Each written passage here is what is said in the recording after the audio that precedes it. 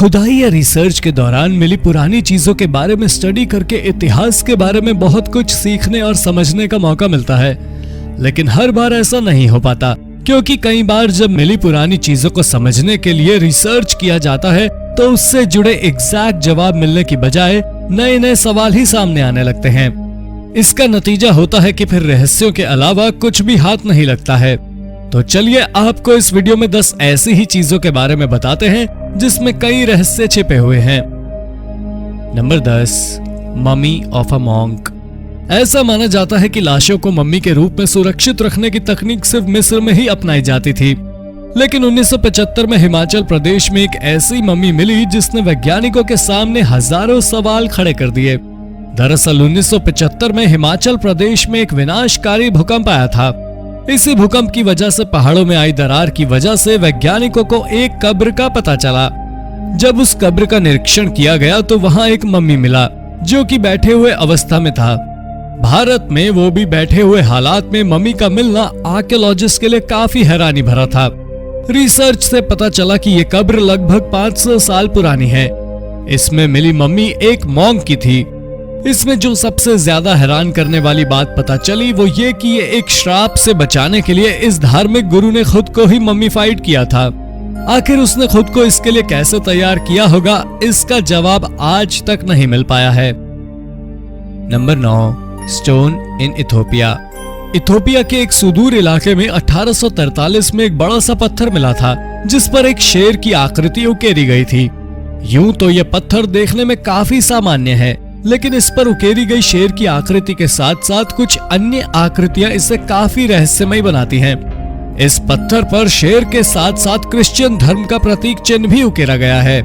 इस पत्थर के मिलने के बाद ये पता लगाने के लिए रिसर्च शुरू किया गया कि आखिर ये पत्थर कहां से आया था तथा इस पर ये आकृतियां किसने उकेरी हैं। काफी खोजबीन के बाद भी ये पता नहीं चल पाया कि आखिर ये पत्थर कहां से आया तथा इस पर ये आकृतियां किसने बनाई है। यही वजह है कि ये पत्थर आज भी काफी रहस्यों से भरा है। ये अब इथोपिया के एक प्रमुख टूरिस्ट प्लेस में भी गिना जाता है।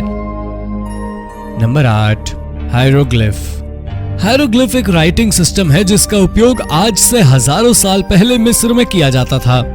इस सिस्टम में लिखने के लिए एक खास किस्म की भाषा का उपयोग किया जाता था। समय समय पर मिस्र के अलग अलग हिस्सों से ऐसे पत्थर और दूसरी चीजें मिलती रही हैं जिस पर इसी हायरोग्लिफ राइटिंग सिस्टम का उपयोग करते हुए कुछ लिखा गया है।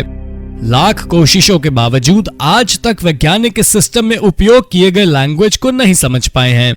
यही वजह है कि अब तक ये पता नहीं लगाया जा सका है कि उन पत्थरों पर क्या लिखा हुआ है।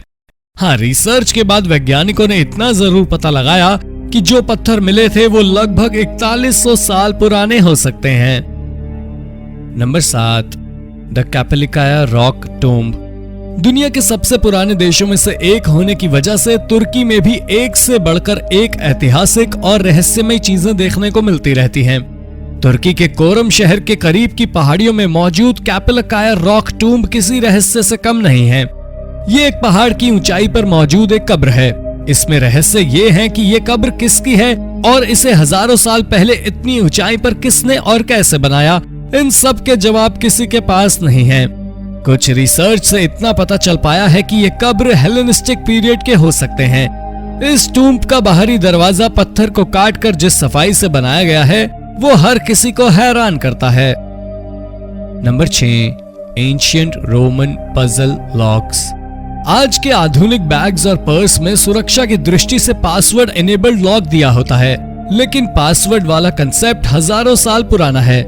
ये दावा इस आधार पर किया जा रहा है क्योंकि कुछ साल पहले जर्मनी में एक नदी से बहुत सारे छोटे छोटे रिंग प्राप्त हुए थे। जब उस रिंग का जांच किया गया तो कुछ हैरान करने वाले तथ्य सामने आए। पता चला कि दरअसल ये रिंग एक पजल लॉक था। जब उस समय लोगों को किसी व्यक्ति को पैसे या कुछ कीमती सामान भेजने होते थे तो वो उसे इसी लॉक में रखकर एक पजल के द्वारा उसे लॉक कर देते थे, और ये पजल सिर्फ उसे ही मालूम होता था जिसे ये भेजा जा रहा है। वैज्ञानिक अब तक ये नहीं समझ पाए हैं कि इसमें किस पजल का उपयोग किया जाता था तथा ये पजल कितने सुरक्षित होते थे। हालांकि ये माना जाता है कि ये पजल लॉक लगभग 3rd सेंचुरी तक उपयोग में रहे होंगे। Number 5, old church. अक्टूबर 2019 में खुदाई के दौरान जेरूसलम के करीब एक बेहद पुराने चर्च के अवशेष मिले हैं। ये अवशेष काफी बड़े क्षेत्रफल में फैला हुआ है। चर्च वाली जगह पर जमीन के नीचे बड़ी सफाई के साथ कई विचित्र चित्र भी उकेरे हुए हैं। इस जगह का पता चलने के बाद जब खोजबीन शुरू की गई तो पता चला कि संभवतः यहाँ 6th सेंचुरी के आसपास चर्च हुआ करता था। हालांकि हैरानी की बात यह है कि उस समय के किसी भी इतिहासकारों ने इस चर्च का जिक्र कहीं भी नहीं किया है और ना ही किसी दूसरी किताबों में इस चर्च का जिक्र देखने को मिलता है। काफी खोजबीन के बावजूद भी ये पता नहीं चल पाया है कि इस चर्च का निर्माण कब और किसने करवाया था। इसके अलावा इस बारे में भी कोई जानकारी निकल कर नहीं आ पाई है कि आखिर ये चर्च नष्ट कैसे हो गया। Number 4, Turkey lost city. इतिहास में झांकने से पता चलता है कि विश्व के अलग अलग देशों से कुछ सिटी समय के साथ विलुप्त हुए हैं। एक ऐसी ही सिटी तुर्की से भी गायब हुई थी। हालांकि सिटी के गायब होने के बावजूद उसके कुछ अवशेष अब भी वहां मौजूद हैं। वहां मौजूद अवशेषों में इस क्षेत्र में बने पत्थर के बने बड़े बड़े कब्र हैं। यहाँ मौजूद कुछ कब्र एंशिएंट रोमन शैली के भी हैं। इसके अलावा आसपास के क्षेत्रों में भी पत्थरों के कुछ आर्टिफैक्ट्स और घर के अवशेष हैं। यहाँ मौजूद चीजों को देखकर लगता है कि किसी जमाने में यहाँ एक शहर हुआ करता था। लेकिन हैरानी की बात यह है कि इस जगह से अब तक कोई पुराना सिक्का या किसी भी तरह की करेंसी प्राप्त नहीं हुई है। ऐसे में एक्सपर्ट्स ने हैरानी जताई है कि यहाँ पैसे का चलन था भी या नहीं। इसके अलावा इस पूरे शहर का जिक्र भी ऐतिहासिक तथ्यों में कहीं देखने को नहीं मिलता है। ये भी थोड़ा हैरान करता है। Number 3, ancient cave paintings. दुनिया के सबसे बड़े गर्म रेगिस्तान सहारा डेजर्ट में अल्जीरिया के करीब गुफाओं में कुछ ऐसी पेंटिंग्स हैं जो आपके सोचने के तरीके को बदल सकती है। दरअसल इन गुफाओं में अनगिनत अजीबोगरीब चित्रों को बनाया गया है, लेकिन इनमें से एक चित्र ऐसा भी है जिसमें एक व्यक्ति को ऐसे सूट, ग्लव्स, हेलमेट इत्यादि में दिखाया गया है जैसा कि आज के एस्ट्रोनॉट पहनते हैं। जबकि रिसर्च से ये पता चला है कि ये चित्र लगभग 10 से 15 हजार साल तक पुराने हो सकते हैं। ऐसे में सवाल उठता है कि आखिर हजारों साल पहले के चित्रों में आज के एस्ट्रोनॉट कैसे आ गए। कुछ लोग दावा करते हैं कि हजारों साल पहले दूसरे ग्रह से एलियन आए होंगे। संभवतः ये तस्वीरें उन्हीं की हो सकती है। हालांकि इसकी सच्चाई क्या है वो कोई नहीं जानता है। Number 2, Nazca lines. हजारों साल पहले लोग पहाड़ों पर ही चित्रकारी किया करते थे या सूचनाओं को याद रखने के लिए उसे चित्र के रूप में उकेर लिया करते थे। ऐसे चित्र दुनिया के कई देशों में मौजूद हैं, लेकिन पेरू में मौजूद पहाड़ों पर उकेरे गए चित्र अलग ही महत्व रखता है। ये जगह नाज़का लाइन्स के नाम से जाना जाता है। यहाँ पहाड़ों पर एक साथ हजारों की संख्या में चित्र बने हुए हैं। ये काफी बड़े क्षेत्र में फैला हुआ है। अध्ययनों से इतना पता चला है कि ये चित्र लगभग 1500 साल पहले बनाए गए होंगे, लेकिन कुछ एक्सपर्ट्स का मानना है कि ये तस्वीरें 1500 साल से भी पुराने हो सकते हैं। इन चित्रों के बारे में जो सबसे बड़ा सवाल है वो ये है कि आखिर किसने इतने सारे चित्र इस वीराने में आकर उकेरे होंगे और इन चित्रों को वीरान सुनसान पहाड़ों पर बनाने का मकसद क्या रहा होगा। Number 1, the white city. Honduras central America में मौजूद एक देश है। हाल ही में आर्कियोलॉजिस्ट की एक टीम में इसी देश में लंबे समय तक खुदाई करने के बाद एक विलुप्त हो चुके शहर को खोजने का दावा किया है। इस शहर को द व्हाइट सिटी नाम दिया गया है। इस शहर को city of the monkey God के नाम से भी जाना जाता है।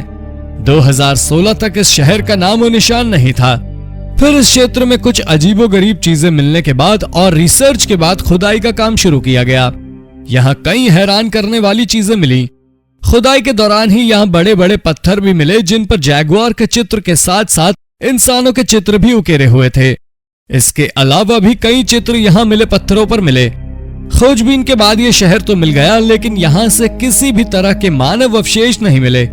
इसके अलावा यहाँ कौन लोग रहते थे इस बारे में भी कोई जानकारी अब तक हाथ नहीं लग पाई है।